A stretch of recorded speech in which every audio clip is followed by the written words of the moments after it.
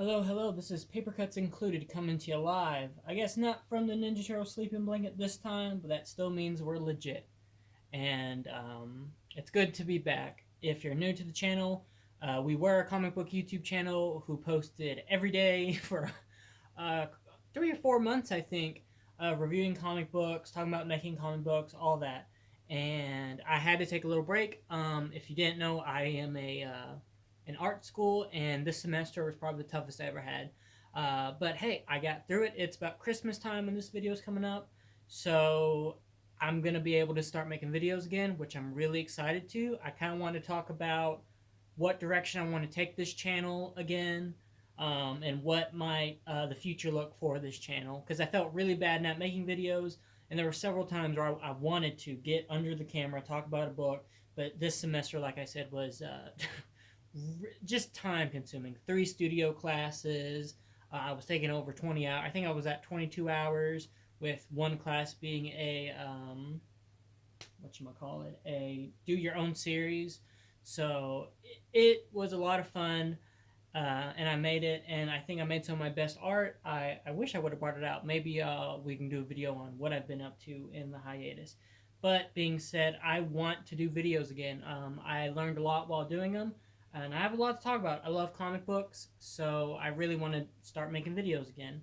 So previously, we had made videos every day. I think maybe not. I think skipping the weekends. I think we made a video Monday to Friday, and I put a lot of work into those videos. For someone who's never made videos before, um, and it was really hard making I think what some of my videos might have been 2 hours long, or maybe when I was doing the Ronin series, and to get maybe 5 views and 30 seconds of watch time really hurt. So I got real discouraged after a while, and just burnt out really hard on comic books in general, not art, but just comic books. Um, but I think that fires back. I'm working on a comic book or a zine with the co-host Dylan Dog right now. I will show off one of the covers that I did for it. I'm hoping he'll do a cover too. But the camera won't pick it up that good, so I'll move it around. And I'll probably do a post on it on our, um, I guess, a YouTube post so people can see it in better quality. But we're doing a Fallout fanzine. Fallout is a video game that was kind of the start to me and my co-host friendship. It's probably one of our favorite games, if not our favorite game franchise, and so we want to do a zine about it. So I've been doing that. I want to start doing videos again. I think, however, though, instead of doing a video every day, every weekday, it's I think I might for sure do one a week, maybe two, maybe do a Monday, a Wednesday, Friday, or Monday, Friday. Definitely a Friday, but I don't know. I just don't want to get burnt out again like last time and then go on like a 4 month hiatus because that really sucked. I hated doing that to you guys. I'm sure there's some people who, were like, "What the hell? I've supported the channel. Why did they disappear?" And I'm sorry about that. Thank you for continuing. Thanks for not unsubscribing. I was real surprised that we did reach that over 50 milestone when I was checking a few weeks ago. But I want to do this again. I want to make videos. I want to show off our art. I want to do videos with my co-host. I would be lying if I said I wouldn't want to get to that kayfabe level of interviewing, comic book artists. That's the end goal, is to interview some of our favorite comic book artists like Jeff Darrow and stuff. And so it's time to get back in the saddle, as they say. So yeah, I guess to sum it up, it's good to be back. I'm sorry we left for a long time. It was just crazy busy. I think the break though gave me reflection on how to run this channel more. Like I said, instead of doing a video every weekday, I think I'm going to move it to at least for sure one every Friday. This will probably be a Wednesday video, so hey, you might get 2 videos this week. Um, what was I saying? Oh, so one at least once a week. I I guess that's it. Yeah, once a week. Sorry that we just disappeared off the face of the earth. If you have any books that while I was gone you really wanted us to talk about, let me know in the comments and just check in. Like, how you guys doing? Going good? I guess that's a little too personal, but I really miss doing these. I found it a lot of fun, really enjoyable. So we're going to start doing them again. If the first couple of videos back aren't the best quality, I'm sorry. It's going to take a little bit back to figuring out how I did certain things. So I apologize in advance. This video is a pickup. We started this channel on pickup videos, so I thought it was only appropriate to do pickup videos again. What is my battery on my computer? I thought I charged it, but okay, 12%. That's good. That's good. And hopefully the mic's picking up my voice, so I don't have to redo this video. But no, I bought a couple books recently. I went to my parents and found some more of my comics in the attic. So it's just a good old-fashioned pickup video. And the first one I wanted to talk about is my, I guess, reprint special edition of the Saga of Swamp Thing number 21. I've been doing a reread of it right now, so I was really stoked. I didn't think I owned this. I didn't know I owned it, so it was really cool to see it. If you don't know, this is when Alan Moore, Bissett, and Totleben really reimagined the Swamp Thing mythos, redid the lore, and started that incredible run that in my reread, now that I know Totleben and Bissett, when I read it initially, I was in 5th grade, so I didn't really get it a whole lot. But now on the reread as an adult, I'm like, oh my god, Totleben, Bissett, awesome artists, they're probably becoming some of my favorite. And this might be the first actual deep dive back into videos after this pickup video, because I think it's a great book. So I won't look at it too much and just save it for the actual video, which, now that I'm saying that, this is going to be Friday's video. So this video will be Wednesday, and we'll look at this on Friday of the week. Making all these videos, excuse me. But no, let's just Resident Evil 5. I was just curious what the back cover was. But no, not my favorite cover. I shouldn't talk about it too much. I'm going to spoil too much for the video. But no, great pickup from my parents' attic. Continuing that trend. I forgot I owned these because I got most of these near the end of me living with my parents before I moved in with my future wife. And that is my my bunch of Hellboy trades that I found out of Goodwill, and got all of them for like, I think $8 or something. So, and as you know, or if you don't know, Mike Mignola is the artist that really got me into comic book art. Once in high school, I saw his art, and I was like, I can do that. I began to trace his artwork, figure out how he did it, and Mike Mignola is probably the most important artist to me, because without him, I don't think I'd be here today. I really saw his art and really latched onto it, and it really solidified, like, oh, I can be a comic book artist. Because beforehand, I thought you could only look like Alex Ross to, be considered a successful comic book artist. But seeing Hellboy really just, made me, try. And as you see that cover I just shown, I'm working on another page right now of a short story, which maybe I'll do a post about right now. I might wait till it's done, who knows. But I was really stoked to find these. Like I said, I forgot I own these. So it's going to be, I think after my Swamp Thing reread, this is definitely the next reread. The Hellboy stuff. Oh, I forgot to show off my favorite of all time Hellboy story, The Wolves of St. August. I think I own 3 copies of this book. I think I own 2 of this format and then 1 in a trade, which I think I've shown off. The trade that I carried around and just traced panels from. Or didn't trace, just redrew. I never traced it. So, but no, I learned a lot from Mike Mignola. His artwork's incredible. If, I guess I should have explained him a little bit more. Creator of Hellboy, worked on other series such as, he did a really good Alien book I found out recently, Salvation. That's awesome. If you love Alien, like the facehugger stuff.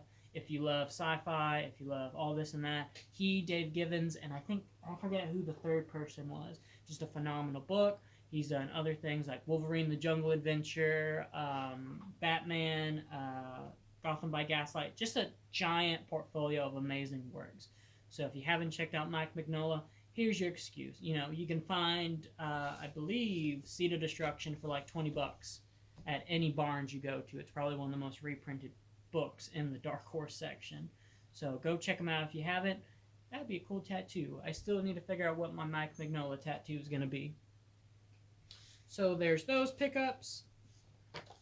And then yesterday, me and my friend went comic book hunting, and we went to several stores. We only bought stuff at the we went to two comic book stores, but we only bought stuff at the first one, and they were real weird this time. The guy who owns it is always seemingly in a different headspace. The first time I went with my wife, and he was really weirdly flirtatious and talking to her for a long time, like 30 minutes of just like, oh, you should read this comic book. It's so deep, and I'm so deep for liking it. So, and then the second time it was me and my friend, and he was just looked like he was having the worst day ever, just sad and defeated. And, I think he had a co owner that passed. So, all the rights in the world to be sad, but if you picked up a book, he asked if you were going to buy it. After seeing 3 comic book stores close in my lifetime, it just got those feels again, like, oh crap, will this one purchase keep you along for another day? And then I didn't even buy that book. But he that store intrigues me because they have a lot of trades, a lot of older trades for cheaper, I would think. The last time we went, he either sold it for cheap or cover price. And this is one of them. This is Heartburst. Rick Veitch. Rick Veitch is famous for Brat Pack. Right? That's a Veitch book. Yes. Yeah. God, now it's going to bug me if I got that wrong. Veitch, very good friend of Bissett and maybe Toddlebin. I don't know how far that friendship goes, but I don't know anything about this book. I know I was super jealous when one of my friends gifted this to one of my other friends, and the cover, I had never seen like typography like that.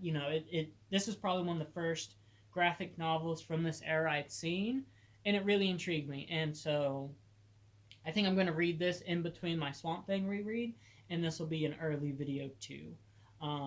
And my friend Dylan Dog, as he goes on Instagram, his art looks just like this. He's an amazing artist, and whenever I see this figure in particularly, because I've seen this book quite a few times when I try to eBay hunt it and stuff, I always just think of him. So shouts out to him. Hopefully me and him can do a video real soon again.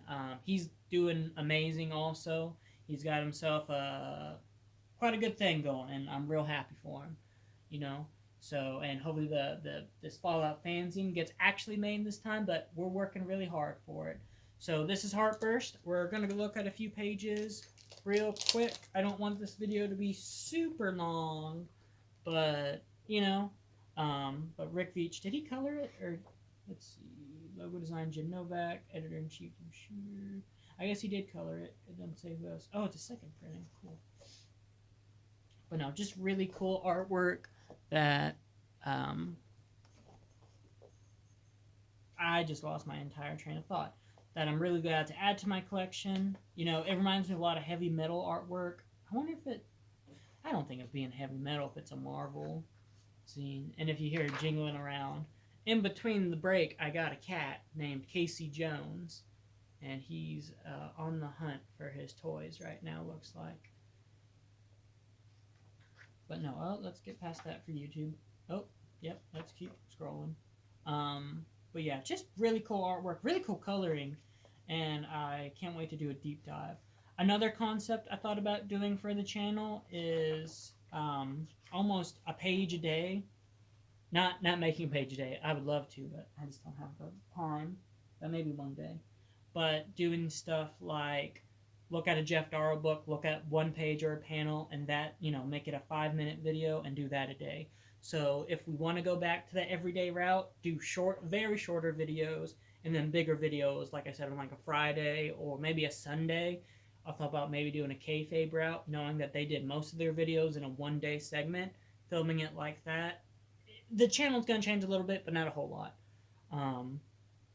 But I digress. What a great pickup. I was really heartbroken because right after this was Mike Mignola's Triumph and Torment, the Doctor Strange and Doctor Doom story, and that's one of my most sought after books right now. I really liked it. I read it once and I really want it in my collection, but it's like a $70 to $80 book, and I can't right now.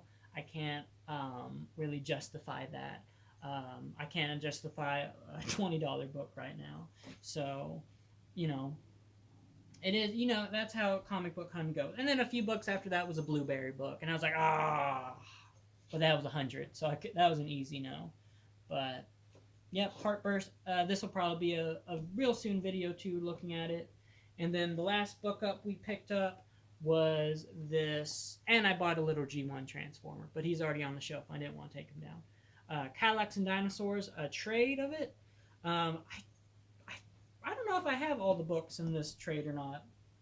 I think I have about half of them, but I always love getting trades so I don't have to dirty up my singles, and then I can put the singles on my wall, framed.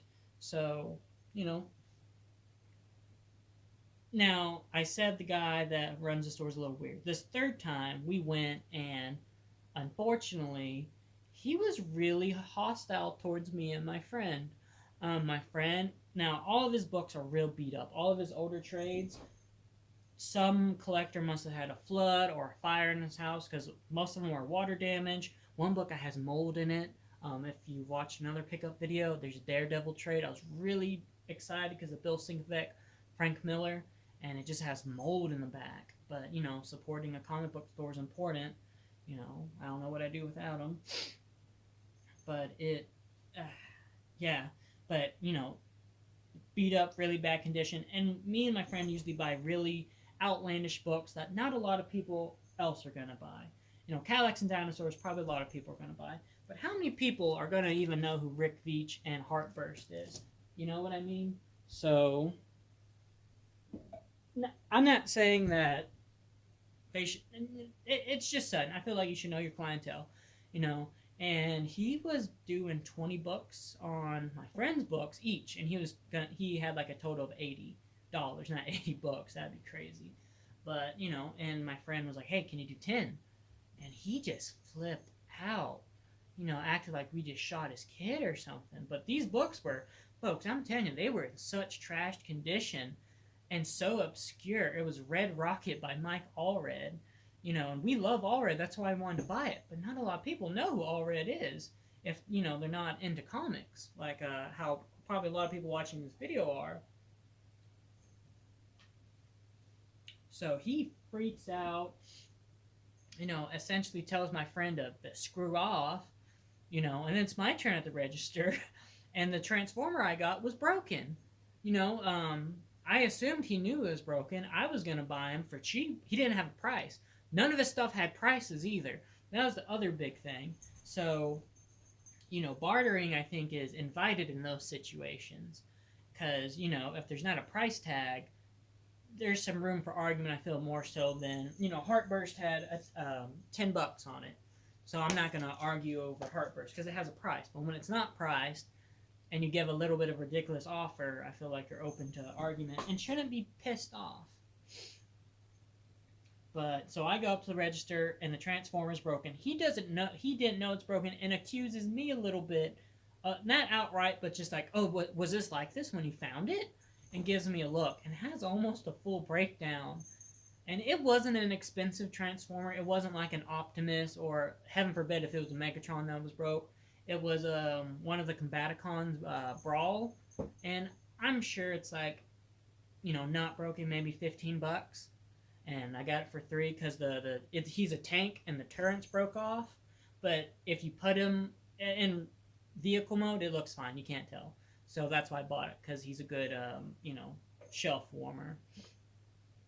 But he was so flabbergasted, he gave me like just $8 on this book, which I was happy with because I didn't want to. I only wanted to spend $20 in the store, and managed to, I think, only spend 22, and I was happy with that. And I love Cadillacs and Dinosaurs. When I try to do a cyberpunk book every once in a while and look at this as a reference, and it's in black and white, which is going to be a real good comparison for the video. So these first few books I've shown off probably will be there's Hermes,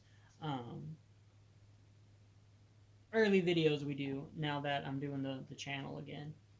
And I guess that's it. I guess we can look at a little bit more. I think my phone and camera is about to die, so I don't just want to. Okay, that didn't pause it. How the video end. So I guess I'll just sum it up. It's really good to be back. Thanks for everyone who's watching this video. You know, it means the world to me, and it especially means the world when you watch it for longer than 30 seconds. That hurt so much doing this the first go around, putting 2 hours into a video, and then the total watch time for 20 views is like 15 to 30 seconds for all those views. That hurt tremendously. But then we get videos where it's got 2 hours of watch time. So thanks to everyone who watches the videos. If you can, it really helps if you hit that like button, hit the subscribe bell. It gets this video out to more and more people. Watch them to the end because that boosts the algorithm. And I really want to make this work a lot more than last time. So thanks again. It's really good to be back. Expect a video on Swamp Thing Friday, and comment what you want to see this go around. What books did I show off? What you want to see quick? Do you want me to do the one panel a day idea for someone? Because we can do that with Hellboy easily. Now that I got all those trades, which maybe that's how I'll start it. You know. So thank you guys for checking out this video. I hope you guys stick around. And if you're new to the channel, thank you. This channel is ran by me and my co-host. We're both artists. We want to make comic books, and we want to talk about comic books. We were inspired by Cartoonist Kayfabe and Comic Tropes, and probably some other channels I just can't think of off the top of my head. But, you know, comic books are the world to us, so we want to talk about them.